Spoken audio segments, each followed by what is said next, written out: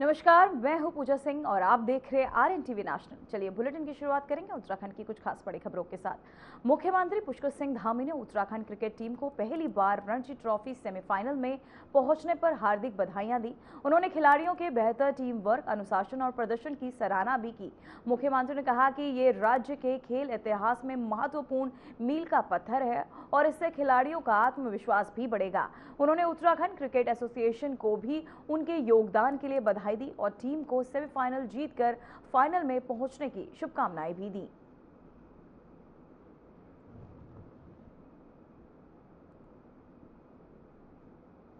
तो वहीं उत्तरायणी कौथिग महोत्सव 2026 का देहरादून में भव्य समापन हुआ, जिसमें मुख्यमंत्री ने मुख्य अतिथि के रूप में शिरकत की। इस अवसर पर मुख्यमंत्री ने कहा कि राज्य की लोक संस्कृति और परंपराओं का संरक्षण सरकार की प्राथमिकता है तथा ऐसे आयोजन सांस्कृतिक पहचान को मजबूत करते हैं। महोत्सव के समापन समारोह में लोक कलाकारों ने रंगारंग प्रस्तुतियां देकर दर्शकों का मन मोह लिया। वहीं साथ ही स्थानीय हस्तशिल्प और पारंपरिक उत्पादों की प्रदर्शनी को भी लोगों का अच्छा प्रतिसाद मिला, वहीं जिससे स्थानीय कारीगरों को बढ़ावा भी मिला।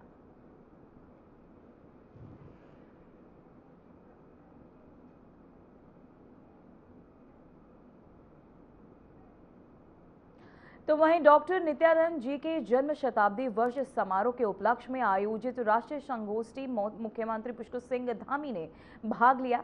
वहीं इस अवसर पर मुख्यमंत्री ने कहा कि डॉक्टर नित्यानंद जी का जीवन समाज सेवा, शिक्षा और राष्ट्र निर्माण के प्रति समर्पण का प्रेरक उदाहरण है।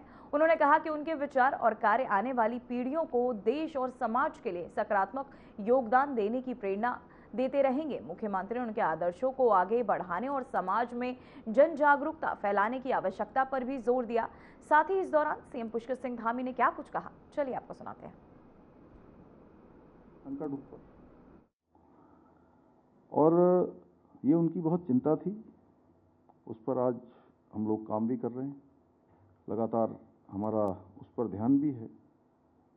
उन्होंने हिमालय के संरक्षण के साथ साथ इन सभी जो समाज जीवन से जुड़े हुए विषय थे, जो आगे आने वाली चुनौतियां थी, उन सभी पर बहुत पहले ही चिंता व्यक्त की थी। वे अपनी नौकरी से मिलने वाली जो तनख्वाह थी उससे भी प्रतिवर्ष लगभग 40 विद्यार्थियों को छात्रवृत्ति प्रदान करते थे। जैसा अभी प्रेम बड़ाकुटी जी भाई साहब ने कुछ बहुत सारे विषय रखे, लेकिन मुझे लगता है कम समय होने के कारण से उन्होंने गागर में सागर भरने का काम किया।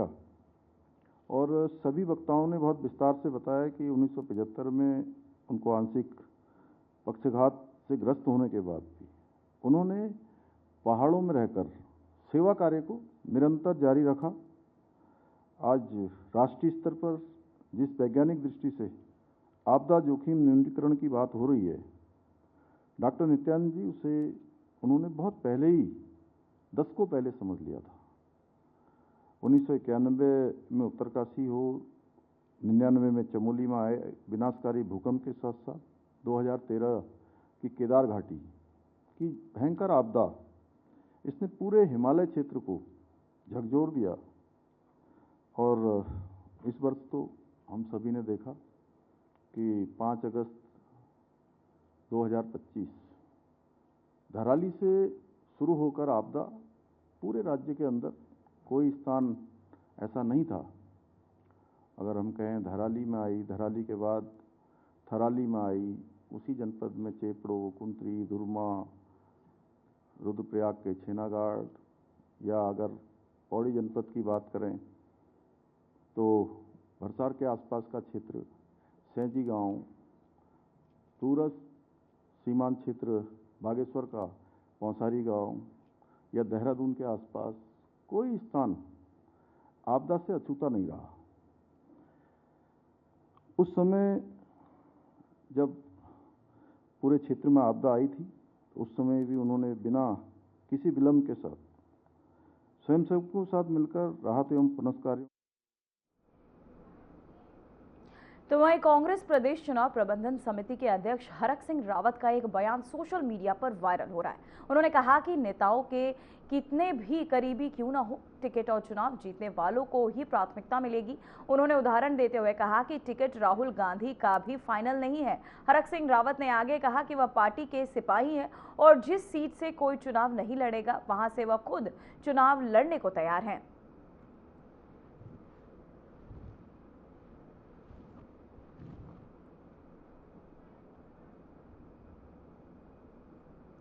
तो वहीं नगर निगम के गठन के 1 वर्ष पूरे होने पर हरिद्वार जिला बीजेपी की ओर से भव्य स्वागत और समापन समारोह का आयोजन किया गया।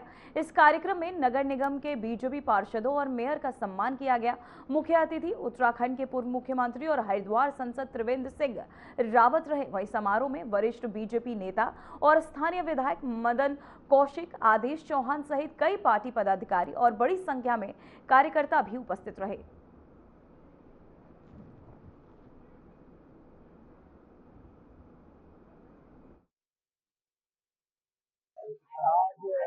हरिद्वार महापालिका के 1 साल पूरा हो गया है। मैं मेयर किरण जैसल जी, उनकी पूरी टीम को, साथ में जो हमारे विधायक हैं मदन कौशिक जी और आदेश जी, उनको बहुत बधाई देता हूं। और मेयर साहब को इसलिए खास बधाई देता हूं कि उन्होंने आते ही जो एक बड़ा भ्रष्टाचार हरिद्वार में हो गया था, उसका पटाक्षेप किया और उसमें संबंधित जिम्मेदार लोगों को उस पर प्रशासनिक कार्रवाई भी हुई है। मेरी शुभकामनाएं हैं सबके लिए। बढ़िया 1 साल में जो उन्होंने और जो अपना एक नियत व्यक्त की है, निश्चित रूप से आने वाले 4 साल हरिद्वार के विकास के लिए अपना एक महत्वपूर्ण योगदान देंगे। ये कहा है कि 1 साल ये बहुत ज्यादा नहीं होता, लेकिन बहुत कम भी नहीं होता। उसमें महापालिका ने किस तरह से चलना है, उनकी नीयत क्या है, उनकी दिशा क्या है, वो उन्होंने इस साल में दिखाया। पहले तो मैं आप सबका धन्यवाद करती हूँ और अपनी भारतीय जनता पार्टी का धन्यवाद करती हूँ। केंद्रीय सरकार ने, प्रदेश सरकार ने मुझ पे भरोसा रख के मुझे भारतीय जनता पार्टी की कमान संभाली है और मुझे नगर निगम में हरिद्वार की जनता ने एक प्रत्याशी के रूप में अपना आशीर्वाद दे के मुझे अपने बीच में लाया है। और मेरा तो यही प्राथमिकता रहेगी कि मैं हरिद्वार का विकास कर सकूं, जैसे स्वच्छता है, जल भराव है और भी अन्य कार्य हैं। और एक जमीन घोटाले का जो कार्य जब मैंने अपने शपथ ली थी और अपना कार्यभार संभाला था, तो उस पर मैंने जांच शुरू की थी और जो अधिकारी दोषी पाए गए उनको मैंने सजा दिलाने का काम किया है। और आगे भी मेरी यही प्राथमिकता रहेगी कि मैं हरिद्वार की जनता के लिए दिन रात खड़ी हूँ, उनकी सेवा में खड़ी हुई। जो अन्य और कार्य होंगे मैं अपना पूरी निष्ठा से निभाऊंगी। नगर निगम को 101 साल पूरा हुआ था, तो उसी उपलक्ष्य में आज यहाँ हमारे पूरे नगर निगम की जो हमारी मेयर है किरण जैसल जी और हमारे सभी जो पार्षद हैं, उनका एक अभिनंदन कार्यक्रम संगठन के द्वारा रखा गया। मेरे द्वारा मदन कौशिक जी के और माननीय त्रिवेंद्र सिंह रावत जी हमारे सांसद जी है, उनके द्वारा उनका अभिनंदन किया गया। और जिस तरह का काम उन्होंने पिछले 1 साल के अंदर किया है, और खासकर हमारी मेयर ने मेयर बनते ही सबसे पहले जो उसमें एक जमीन घोटाला हुआ था उसको उजागर करते, उसकी जांच कराकर दोषियों को दंड देने का जो ऐतिहासिक काम किया, एक साहस दिखाया, तो वो अपने आप में एक उदाहरण है सबके लिए। और उन्होंने वहां से अपना जो रोड मैप तय किया था, तो वो उसके लिए हमने उनको बधाई दी। और इस 1 साल की जो उपलब्धियां हमारे सभी पार्षदों की, हमारे निगम की जो महापौर हैं किरण जैसल जी, उनको बधाई दी और शुभकामनाएं दी। और ये भी साथ के साथ दिया कि आने वाला जो कुंभ है वो हमारा हरिद्वार नगर निगम उसको बहुत अच्छी तरह से संपादित करने में, उसकी सभी व्यवस्थाएं करने में जुटेगा और एक भव्य और दिव्य कुंभ हम लोग हरिद्वार में कर पाएंगे, ऐसे उनको शुभकामनाएं दी। तो वहीं सरकारी सिविल अस्पताल में 4th श्रेणी कर्मचारी पर फर्जी दस्तावेजों के सहारे नौकरी करने और मरीज से अवैध वसूली के आरोप लगे हैं। पीड़ित रामपाल के आरोप लगाया कि 26 मार्च 2024 को आंख का इलाज कराने पहुंचे उनके साथ रमेश चंद ने पैसों की मांग की और साथ ही असमर्थता जताने पर 500 रुपए ठग लिए। इसके बाद उन्हें इलाज के बजाय अस्पताल से बाहर निकाल दिया गया। रामपाल ने यह भी मामला गंगनहर कोतवाली में दर्ज कराया, लेकिन लेकिन कार्यवाही नहीं होने पर न्यायालय का सहारा भी लिया। वहीं जांच में पता चला कि रमेश चंद 2 फर्जी स्कूल ट्रांसफर सर्टिफिकेट के आधार पर आपको बता दें अस्पताल में नौकरी कर रहा था।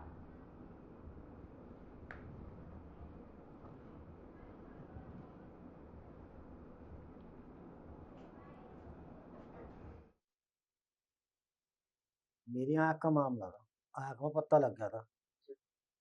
पत्ता लगने से उसने मेरे से 5,000 रुपये मांगे, यानी कि मैं तेरा इलाज करवा दूंगा। यहाँ अस्पताल में रहे, डॉक्टर कुछ नहीं है। लगा व्यास में ही वो अस्पताल में। मैं हाँ, वैसे तो फर्जी कागज पे लगा हुआ।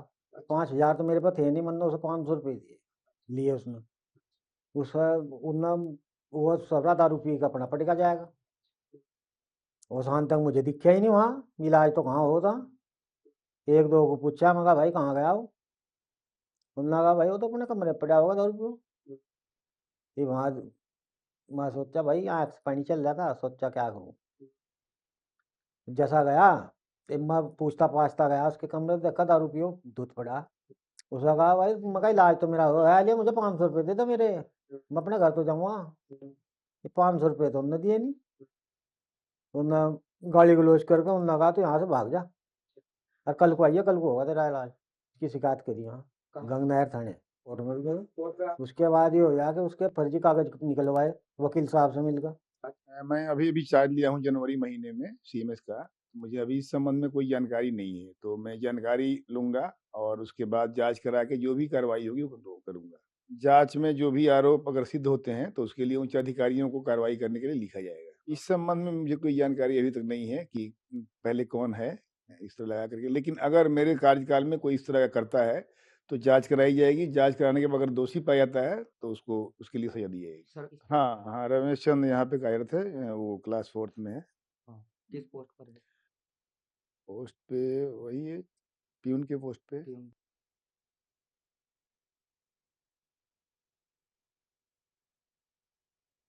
कांवड़ मेले की सुरक्षा को लेकर हरिद्वार पुलिस ने कमर कस ली है। एसपी सिटी अजय सिंह ने कमलदास कुटिया में फोर्स का ब्रीफ किया और 12-12 घंटे की ड्यूटी में सख्त निर्देश भी दिए। मेला क्षेत्र का 9 जोन और 19 सेक्टर में बांटा गया है। पीएससी, एनडीआरएफ और बम निरोधक दस्तों की तैनाती की गई। पुलिस ने कांवड़ियों के साथ विनम्र व्यवहार और सुरक्षा नियमों का पालन सुनिश्चित करने के आदेश दिए। 12 फुट से ऊंचे कांवड़ को मेला क्षेत्र में प्रवेश नहीं मिलेगा।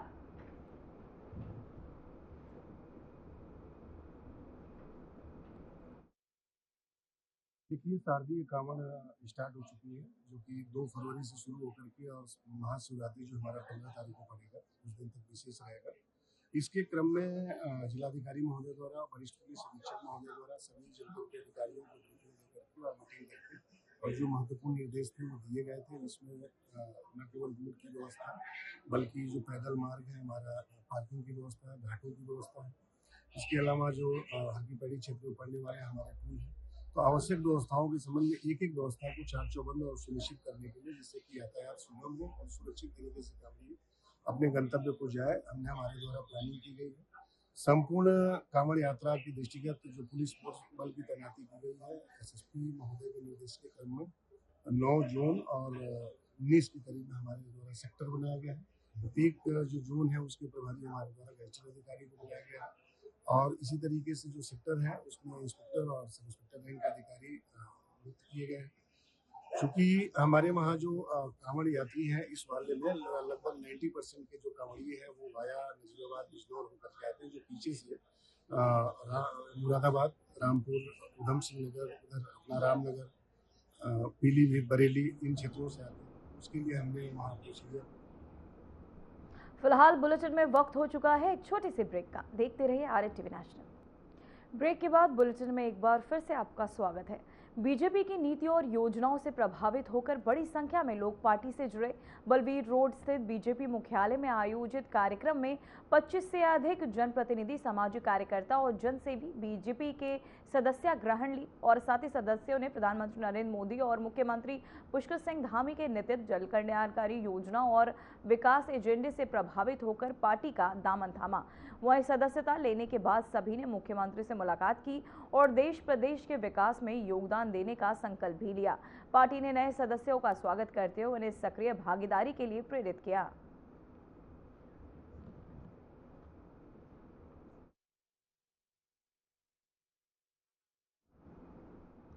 तो वहीं मणिकूट पर्वत त्रयोदश ज्योतिर्लिंग गुजरेश्वर महादेव के प्राण प्रतिष्ठा 13-14 फरवरी को होगी। वहीं शिव भक्तों के लिए विशेष अनुष्ठान और दर्शन की व्यवस्था की गई। चक्रवर्ती यज्ञ सम्राट हरिओम महाराज ने सुविधाओं का निरीक्षण किया।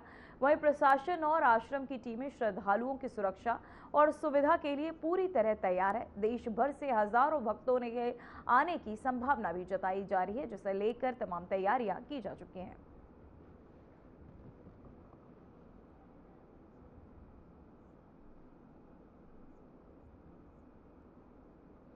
तो वहीं देहरादून ट्राउट मछली अंतर्राष्ट्रीय बाजार में एंट्री को तैयार। लोक पर्व फॉर वोकल से ग्लोबल के सपने को उड़ान। यूएई में होगा उत्तराखंडी ट्राउट मछली का निर्यात। ट्राउट निर्यात से किसानों को होगा फायदा। अंतर्राष्ट्रीय बाजार में बढ़ेगी उत्तराखंड की पहचान। तो वहीं आपको बताते चले, अंतर्राष्ट्रीय बाजार में इससे उत्तराखंड को एक नई पहचान भी मिलेगी। साथ ही तो वहीं खबर उत्तरकाशी से है, जहां नदी में शव मिलने की सूचना पर एसडीआरएफ टीम ने घटनास्थल पर पहुंचकर शव बरामद किया। जिला नियंत्रण कक्ष से मिली जानकारी के बाद मुख्य आरक्षी कुलदीप सिंह का शव आपको बताते चले नितिद में रेस्क्यू टीम तैनात और नेताला क्षेत्र के दौरान पास रवाना हुई। वहीं टीम ने नदी से अज्ञात शव को सुरक्षित बाहर निकाला और आवश्यक प्रक्रिया पूरी कर जिला पुलिस को सुपुर्द कर दिया गया।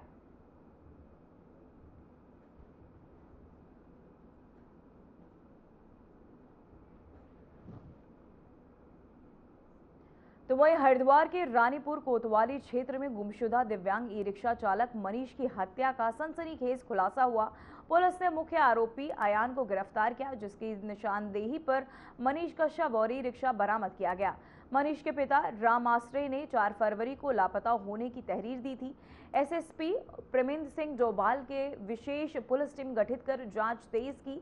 मोबाइल लोकेशन, कॉल डिटेल और सीसीटीवी फुटेज के आधार पर आरोपी का पता चला। वहीं आयान ने हत्या कबूल की है, जबकि एक और आरोपी की गिरफ्तारी के लिए दबिश दी जा रही है।